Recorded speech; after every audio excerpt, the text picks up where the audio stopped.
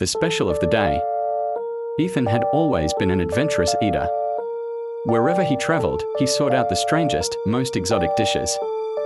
So when he saw a small, hole-in-the-wall restaurant with a handwritten sign reading, "Today's special A. Once-in-a-lifetime experience," he couldn't resist. The place was dimly lit, with only a few scattered tables occupied by silent diners. A heavy scent of spices and something unfamiliar hung in the air. A waiter, thin and pale, approached him without a word and placed a bowl in front of him. The dish was odd. A dark, glistening stew with chunks of meat that seemed to shift slightly in the thick broth. The aroma was intoxicating, rich, savory, and something else Ethan couldn't quite place. He took a bite. It was divine. The most complex, delicious thing he had ever tasted.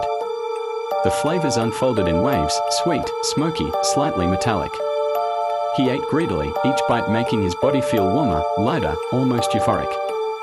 Then, as he scooped up the last spoonful, he noticed something. His fingers. They looked thinner. His nails were paler. The skin around his wrist felt looser. His stomach lurched. He reached for his reflection in the spoon's polished surface, and his eyes widened in horror.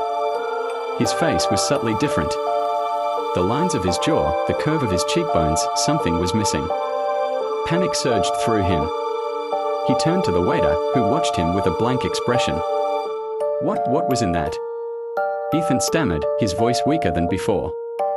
The waiter finally spoke, his voice a slow, eerie whisper. "You have been given the special." Ethan clutched his stomach as a sickening realization dawned on him. His own flesh. His own body.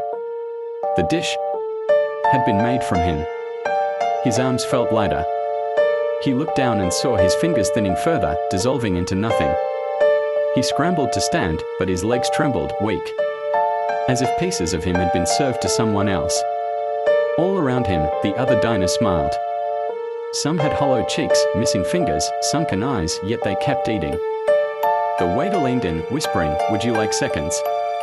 And then, the room went dark.